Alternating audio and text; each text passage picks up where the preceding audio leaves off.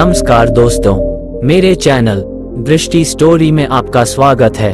दोस्तों, आज हम आपके लिए एक ऐसी कहानी लेकर आए हैं जिसे सुनकर आप जीवन में कभी भी गलत फैसला नहीं लेंगे। हमारा दावा है आपको ये कहानी जरूर पसंद आएगी और आप इस कहानी को अपने मित्रों को जरूर शेयर करेंगे। तो चलिए कहानी शुरू करते हैं। बहुत समय पहले की बात है। एक छोटे से राज्य में एक बौद्ध भिक्षु रहा करते थे। सभी जगहों पर उनके ज्ञान के बहुत ही चर्चे थे। हो भी क्यों ना, वह बहुत बड़े ज्ञानी थे। उनके ज्ञान के चर्चे उस राज्य के निकट के सभी राज्यों में होता था। उनके पास लोग दूर दूर से आते थे ताकि अपनी समस्याओं का समाधान प्राप्त कर सकें। उस बौद्ध भिक्षु के पास कोई कैसी भी कठिन समस्या लेकर क्यों ना आए, वह समस्या का समाधान जरूर करते थे। जब भी कोई व्यक्ति अपनी समस्या लेकर उनके पास जाता, वो उस समस्या को बड़े ही ध्यान से सुनते और उसी में लीन हो जाते जैसे उनकी वह खुद की समस्या हो। समस्या में लीन होते और कुछ देर के लिए अपनी आंखें बंद करते और समस्या के बारे में अच्छे से सोच विचार करते और उसके बाद उसका सही समाधान निकालते। ऐसे में कई लोग उनके बारे में ये सोचते थे कि उनके पास कोई चमत्कारिक शक्तियां हैं तो कोई कहता दिव्य दृष्टि है जिससे वह समाधान पूछते हैं और उसके बाद हमें बताते हैं। एक बार एक व्यक्ति ने उनसे ये पूछ ही लिया, क्या आपके पास कोई अद्भुत शक्तियां हैं या कोई दिव्य दृष्टि जिससे आप हमारी किसी भी समस्या का समाधान देख पाते हैं या फिर पूछ कर बताते हैं। उस व्यक्ति की बात सुनकर वह बौद्ध भिक्षु जोर जोर से हंसने लगे। उसने उस व्यक्ति की बात का कोई जवाब नहीं दिया। जिस राज्य में ये बौद्ध भिक्षु रहते थे, उस राज्य में अजीब सी एक घटना घटी। जिस राज्य में बौद्ध भिक्षु निवास करते थे, उसी गांव में एक बूढ़ी औरत रहा करती थी जो अपने पूरे घर में अकेले रहती थी। उसका इस दुनिया में कोई भी न था। उसके पास छोटा सा खेत था जिसमें वह काम करके अपने भोजन की व्यवस्था कर लिया करती थी। उस राज्य से होकर 4 मित्र अपने घर की ओर जा रहे थे। वे लोग अलग अलग गांव के रहने वाले थे, लेकिन एक साथ काम करने की वजह से मित्र बन गए थे। वे लोग 1 साल से दूसरे गांव में काम करके पैसे इकट्ठा करके अब अपने घर जा रहे थे। ये बात बहुत पुराने जमाने की है, जब कार, बसें या रिक्शा नहीं हुआ करते थे, जब लोग पैदल ही यात्रा करते थे। इसलिए वे चारों मित्र पैदल ही यात्रा कर रहे थे। वे चारों मित्र अपने अपने धन को इकट्ठा कर अपने गांव की ओर जा रहे थे। उन चारों ने अपना अपना धन अलग अलग एक पोटली में रखा था। उस पोटली में उन सबकी सारी कमाई थी। तभी उन चारों मित्र में से एक मित्र कहता है, मित्रों, इस तरह हम अपना धन अलग अलग रखेंगे तो चोरी हो सकता है। क्यों न हम अपना धन एक ही पोटली में रखें, जिससे हम सभी ध्यान दे सकेंगे और हमारा धन सुरक्षित रहेगा। और जब हम अपने गांव नजदीक होकर अलग होंगे तो वहां पर हम अपना अपना हिस्सा अलग अलग कर लेंगे। उस तीनों मित्र ने उस युवक की बात मान ली और वे सभी मिलकर अपना धन एक ही पोटली में रख देते हैं और वे सभी मिलकर अपने गांव की ओर आगे बढ़ते हैं। चलते चलते काफी समय बीत चुका था और अब रात होने वाली थी। तभी आगे बढ़ते हुए उन्हें एक घर दिखाई दिया जहां वही अकेली बूढ़ी औरत रह रही थी। रात्रि का समय भी हो चुका था और इन चारों मित्रों को ठहरने के लिए कोई जगह चाहिए थी। इस पर वे चारों मिलकर योजना बनाई कि वे इसी घर में रात बिताएंगे। उन चारों लोगों ने उस घर की ओर बढ़ते हुए दरवाजा खटखटाया। तब वह बूढ़ी औरत ने दरवाजा खोला और उन मित्रों में से एक ने हाथ जोड़कर कहा, माता जी, हम अपने गांव की ओर जा रहे हैं, लेकिन रात हो गई है और हम इतनी रात में सफर नहीं कर सकते। हमारी आपसे विनती है कि आप हमें एक रात यहाँ ठहरने की अनुमति दें। सुबह होते ही हम चलेंगे। बहुत सोच विचार करने के बाद बूढ़ी औरत कहती है, तुम सभी आज रात के लिए यहाँ पर रुक सकते हो। बूढ़ी औरत ने सबके लिए खाना बनाया और उन्हें पेट भरकर खिला दिया। इसके बाद उन मित्रों ने धन की पोटली उस बूढ़ी औरत के हाथ में थमा दी और कहा, माता जी, इस पोटली में हमारी साल भर की कमाई है। हमने अब तक का सब धन इसमें रखा है और अब हम इसे आपको सौंप रहे हैं, क्योंकि यह चारों से अधिक आपके पास सुरक्षित रहेगा। हम बस इतना चाहते हैं कि यदि हम चारों में से कोई एक व्यक्ति लेने आए तो आप इस पोटली को मत देना। जब तक हम चारों एक साथ लेने ना आए। तब वह बूढ़ी औरत कहती हैं, ठीक है बेटा, जब तुम चारों एक साथ मेरे पास इस पोटली को लेने आओगे, तभी इस पोटली को मैं दूंगी। वह धन की पोटली उस बूढ़ी औरत को देकर चारों मित्र बेफिक्र हो जाते हैं कि अब उनका धन सुरक्षित है, और वे लोग खाना खा गहरी नींद में सो जाते हैं। अगली सुबह जब वह चारों उठते हैं तो सभी लोग अपनी आगे की यात्रा के लिए तैयारियां शुरू करते हैं। उन चारों दोस्तों में से एक दोस्त थोड़ा सा बदमाश था। वह अपने उन मित्रों से कहता है, भाइयों, इस बूढ़ी औरत ने हमारी रात भर खातिरदारी की है, हमें भोजन कराया है, सोने के लिए अच्छी बिस्तर दिया, रात को सर ढकने के लिए छत दी है, और हमने अब तक उसके लिए कुछ नहीं किया। वह बूढ़ी औरत अकेले ही खेतों में काम कर रही हैं। क्या हम सभी यहाँ से जाने से पहले बूढ़ी औरत की मदद नहीं कर सकते? उस बदमाश दोस्त ने मन ही मन ये योजना बना ली थी कि वह किसी तरह से भी उस बुढ़िया से पोटली हासिल करके ही रहेगा। बाकी के तीनों मित्र उसकी बातों में आ जाते हैं और वे सभी मिलकर उस बुढ़िया की मदद करने अर्थात खेतों में काम करने के लिए चल पड़ते हैं। वे सभी मिलकर खेतों का काम कर ही रहे थे। काफी देर काम करने के बाद वह बदमाश दोस्त अपने बाकी तीनों मित्रों से कहता है, मित्र, मुझे जोरों की प्यास लग गई है, मैं जरा उस बूढ़ी औरत से पानी मांग कर लाता हूँ। वह बाकी मित्र भी अब काफी थक चुके थे, उन्हें भी जोरों की प्यास लगी थी, इसलिए वह तीनों मित्र उसे वहां से जाने के लिए कह देते हैं, साथ में पानी लाने को कहते हैं। जैसे ही वह बदमाश दोस्त उस बूढ़ी औरत के पास पहुंचता है, वह उस बूढ़ी औरत से कहता है, माता जी, अब हम यहाँ से जा रहे हैं, कृपया करके हमारे धन की पोटली वापस दे दे। इस पर वह औरत कहती है, नहीं नहीं, जब तक तुम चारों एक साथ ना हो तब तक मैं वह पोटली किसी को नहीं दे सकती। तुम ही ने कहा था कि जब तक हम चारों एक साथ ना हो तब तक ये पोटली किसी को नहीं देनी है। तभी वह बदमाश उन तीनों की तरफ इशारा करते हुए कहता है, ठीक है, तो बाकी के तीनों मित्रों से भी पूछ लेते हैं। बदमाश मित्र का इशारा जब उन तीनों मित्रों ने देखा तो उन तीनों से सोचा कि हमारा मित्र हमारे लिए पानी लाना चाहता है, इसलिए वह हमसे आज्ञा मांग रहा है। तभी उन तीनों मित्रों ने इशारे में कहा, ठीक है, ले आओ। ये देख उस बुढ़िया को ये लगने लगा कि अब चारों यहाँ से जा रहे हैं और यह अपनी पोटली मांग रहे हैं, इसलिए बुढ़िया ने पोटली लाकर उस बदमाश दोस्त के हाथ में रख दी। उस बदमाश दोस्त ने पोटली को हाथ में रखा और पीछे के रास्ते से वहां से चला गया और बाकी के तीन मित्र कामों में व्यस्त रह गए। कुछ देर बाद जब वह खेतों में काम करके बुढ़िया के पास लौटते हैं और बुढ़िया से कहते हैं, माता जी, हमारा मित्र अभी पानी लेने के लिए आया था, कहाँ गया? इस पर वह बुढ़िया कहती हैं, क्या वह पानी पीने आया था? पर वह तो कह रहा था कि हम चारों जा रहे हैं, कृपया करके हमारी धन की पोटली हमें थमा दे। तीनों बड़े हैरान होकर उस बुढ़िया से कहते हैं, माता जी, भला हमने कब कहा कि हम पोटली मांगे हैं? हमें तो प्यास लगी थी, हमने पानी के लिए इशारा किया था। तभी बूढ़ी औरत उन तीनों से कहती हैं, परंतु अब तो वह पोटली लेकर जा चुका है। तभी वह तीनों मित्र माथा पकड़कर रोने लगते हैं और कहते हैं, माता जी, उसमें हमारा सारा कमाया हुआ धन था, वह अकेले लेकर भाग चुका है। हमने तो आपको कहा था कि जब तक हम चारों एक साथ ना आए तब तक आपको वह पोटली किसी को नहीं देनी है, फिर आपने ऐसा क्यों किया? इसमें तो सरासर आप ही की गलती है। हमने आपको उस पोटली की हिफाजत के लिए दिया था और आपने उसे एक ऐसे हाथ में दिया जिसने हमारा सारा धन लूट लिया। हम बर्दाश्त नहीं करेंगे, हम राजा के पास जाएंगे और राजा से आपकी शिकायत करेंगे, न्याय की मांग करेंगे। अब तो इस बात का फैसला राजा ही करेंगे। तीनों नौजवान क्रोधित होकर राजा के दरबार में पहुंच जाते हैं और अपनी सारी समस्या उस राजा को बता देते हैं।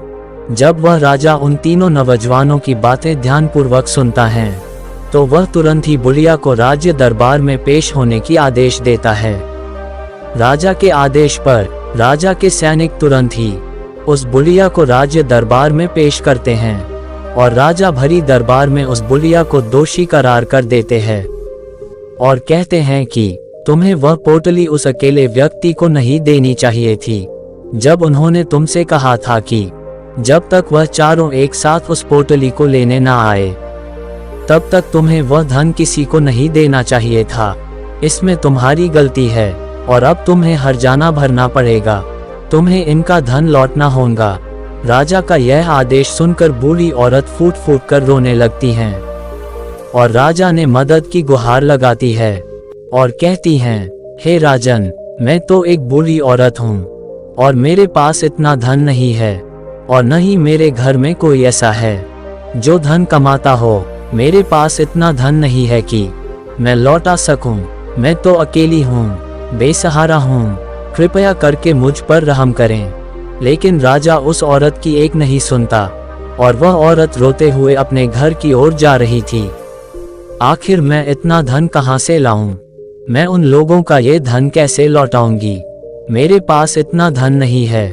मैं क्या करूं? कैसे करूं? कहाँ से लाऊं इतना धन? अगर मैंने उनका धन नहीं लौटाया तो राजा मुझे मार डालेगा। इसमें मेरी भी गलती है।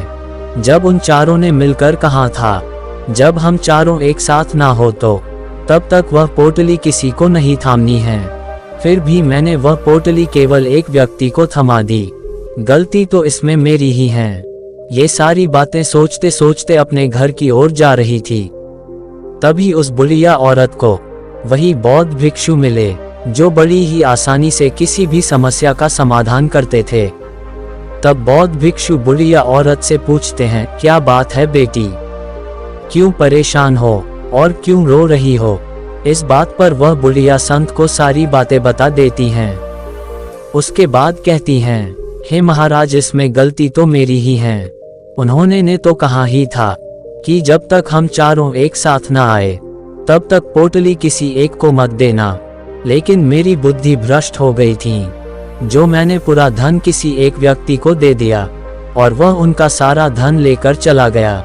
लेकिन अब मुझे समझ नहीं आ रहा है कि मैं इतना धन कहाँ से लाऊं और कैसे जुटाऊं। राजा ने अब तो आदेश भी दे दिया है कि मुझे धन लौटना पड़ेगा। अब मैं इसी संकट में हूँ, इतना सारा धन कहाँ से लाऊं? वह भिक्षु उस बुरी औरत से कहते हैं, तुम रो मत, मैं कोई न कोई रास्ता निकालता हूँ। इतना कहकर वह संत वहीं पर बैठ जाते हैं और कुछ देर के लिए आंखें बंद करके सोचते हैं और मौन रहकर समस्या का समाधान निकालते हैं। बहुत सोचने के बाद वे आंखें खोलते हैं और कहते हैं, बेटी, राजा का फैसला गलत है। तुमने जो किया उसमें तुम्हारी कोई गलती नहीं है। ये सुनकर बुलिया एकदम चुप सी हो गई और सोचने लगी, आखिर राजा का फैसला कैसे गलत हो सकता है? वह तो सबका न्याय करते हैं, तो मेरे साथ गलत कैसे कर सकते हैं? उस संत और बुलिया की बात सुनकर आसपास खड़े सभी लोग सुन रहे थे। वे लोग भी अचरज में थे कि राजा का फैसला कैसे गलत हो सकता है। उनकी बातें सुन रहे वहां खड़े लोग बोले, राजा कैसे गलत हो सकते हैं? इस बुलिया ने ही गलती की है, चारों का धन एक को ही दे दिया। ऐसे में इस बुलिया को उनका धन तो लौटना ही चाहिए।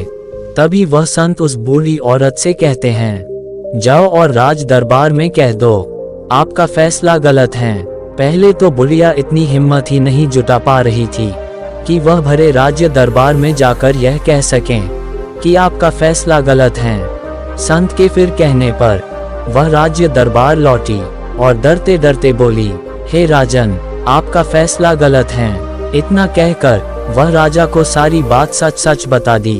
उस बुलिया की बात सुनकर राजा बहुत क्रोधित हुआ और उस बुलिया से कहा, कौन है वह संत जिसने मेरे फैसले को गलत बताया है?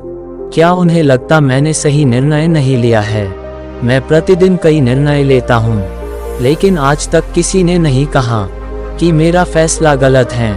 आगे राजा ने कहा, ठीक है, फिर उस संत को बुलाओ और उन्हें न्याय करने देते हैं। अगर उस संत ने सही फैसला नहीं सुनाया तो मैं उन्हें फांसी की सजा दे दूंगा। राजा ने तुरंत ही अपने सैनिकों को आदेश दिया, जाओ और उस संत को लेकर आओ। ये बात सारे नगर में फैल गई है। सभी यह जानने को उत्सुक थे कि आखिर वह संत कौन है जिसने राजा को कहा है कि उनका फैसला गलत है, और अब वे खुद इसका न्याय करने आ रहे हैं। वे सैनिक कुछ देर बाद उस संत को लेकर राज्य दरबार पहुंचे। राज दरबार में सभी लोग उपस्थित थे। उन संत को देखकर राजा कहता है, महाराज, आपको ऐसा क्यों लगाता है? मैंने जो फैसला सुनाया है वह गलत है। इस बुढ़िया ने यह वादा किया था कि वह चारों लोगों की उपस्थिति में ही धन की पोटली देगी, लेकिन इसने सिर्फ एक ही व्यक्ति को धन की पोटली थमा दी। इसने अपना वादा तोड़ा है। इसे एक व्यक्ति को धन नहीं देना चाहिए था। अब इसे बाकियों का धन लौटना पड़ेगा। उद्धरण चिन्ह, वह उनका सारा धन लेकर भाग गया, तो इसमें इसकी गलती हुई ना। अब इस बूढ़ी औरत को ही बाकियों का धन लौटना पड़ेगा, तो मेरा फैसला गलत कैसे हुआ? इसके बाद बौद्ध भिक्षु बड़ी विनम्रता से कहते हैं, हे राजन, यह आपका फैसला था, लेकिन मैं आपसे कुछ कहना चाहता हूँ। इस पर राजा कहता है, ठीक है, कहिए, आप क्या कहना चाहते हैं? तब वह साधु बड़ी विनम्रता से कहता है, राजन, जैसा कि वादा किया गया था कि पोटली इन चारों मित्रों की उपस्थिति में ही दी जाएगी, और अभी ये यहाँ केवल 3 ही मौजूद हैं। चौथा कहाँ है? इनसे कहिए ये तीनों अपने चौथे मित्र को वापस लाएं, तभी इनका धन वापस किया जाएगा। वादा भी वैसा ही किया गया था। जब तक चारों एक साथ ना हो तब तक धन वापस नहीं करना है। अगर यह बूढ़ी औरत धन लौटा देती हैं तो अपना वादा तोड़ देंगी। ये भी तो सही नहीं है। यदि आप चाहते हैं इनका धन वापस लौटाया जाए तो इनसे कहिए पहले जाएं और अपने मित्र को वापस लाए। उस राज्य दरबार में बैठ सभी लोग इस फैसले को सुनकर बहुत ही खुश हुए और संत की हाँ में हाँ मिलाने लगे। सभी उस संत की समझदारी की तारीफ भी की। राजा तुरंत ही उस संत के सामने सर झुका लेता है और हाथ जोड़कर कहता है, हे महाराज, आपका यह फैसला इतना सही कैसे हो सकता है? आखिर यह बात मेरे दिमाग में आया क्यों नहीं? मैंने इस बात को लेकर इस तरह सोचा क्यों नहीं? तभी वह साधु उस राजा से कहते हैं, हे राजन, आपके पास और भी कई काम होते हैं। आप दिन भर व्यस्त रहते हैं और आपको जल्दीबाजी में फैसले लेने पड़ते हैं। आपने इस मामले को सुना समझा, लेकिन इसे देखने में आप गलती कर गए। इसे आपने ऊपरी तौर पर देखा। आपने इसकी गहराई तक जाने का प्रयास तक नहीं की। यदि आपने इस मामले को गहराई को देखा होता, समझा होता, तो आप भी इस नतीजे पर आते। जब तक किसी मामले की गहराई तक नहीं जाते तब तक हम उसका सही समाधान नहीं निकाल सकते। हम में अधिकांश लोग तो अपने फैसले केवल जल्दीबाजी में लेना चाहते हैं, भले ही वह मामला कितना भी गंभीर क्यों ना हो। हमें तो बस अपना हक चाहिए, हमारा नाम होना चाहिए, भले ही वह फैसला हमारे लिए नुकसानदायक क्यों ना हो, लेकिन हमें तो उससे मामले की गहराई तक जाने के लिए सोचते हैं। तभी वह राजा उस संत से कहता है, हे महाराज, क्या आपके पास कोई दिव्य शक्तियां हैं? क्या आपके पास कोई ऐसी चमत्कारी शक्तियां हैं जिससे आप सवाल करते हैं और वह आपको उसका समाधान बताती हैं, जिसके कारण आप सही फैसला ले पाते हैं? इस बात पर मुस्कुराते हुए कहते हैं, हे राजन, ये सवाल हमसे अब तक कई लोगों ने पूछा है और हमने किसी को आज तक उत्तर नहीं दिया है, लेकिन आप हमारे राज्य के राजा हैं, इसलिए मैं आपको इस प्रश्न का उत्तर देता हूँ। मेरे पास कोई भी ऐसी दिव्य या चमत्कारी शक्तियाँ नहीं है।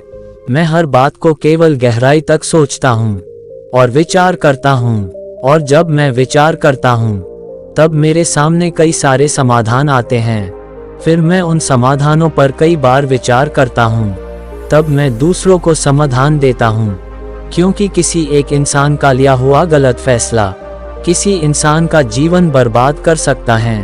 एक लिया गया फैसला सही हुआ तो जीवन अच्छा हो सकता है, और एक गलत फैसला जीवन को नरक बना सकता है। इसलिए फैसले छोटे हो या बड़े, हमें मौन रहकर समझदारी से लेनी चाहिए। अगर आप मौन रहकर किसी फैसला पर विचार करते हैं तो एक सही समाधान निकलकर सामने आता है। तो दोस्तों, इस कहानी से हमें ये सीखने को मिलता है कि सही फैसला लेने की क्षमता हमारे जीवन में सफलता हासिल करने के लिए जरूरी है। हम सभी के जिंदगी में कई बार मुश्किल से मुश्किल घड़ी आती हैं, तो कभी हमें बड़े फैसले लेने होते हैं। उस समय हमें पता नहीं होता है कि यह फैसला हमारे जीवन पर कैसा प्रभाव डालेगा, हमारे जीवन में खुशियां लाएगा या मुसीबत। कई बार तो ऐसा भी होता है कि हम समझ ही नहीं पाते हैं कि क्या निर्णय ले जो उचित होगा, लेकिन एक सही फैसला या निर्णय हमारी जिंदगी सुखमय बना सकती है और एक गलत फैसला हमारे जीवन को नरक बना सकती है। ऐसे में सही फैसला लेने की क्षमता हमारे जीवन में सफलता हासिल करने के लिए जरूरी है। उम्मीद करते हैं आपको हमारी जीवन में सही फैसला लेना सीखें कहानी पसंद आई होगी।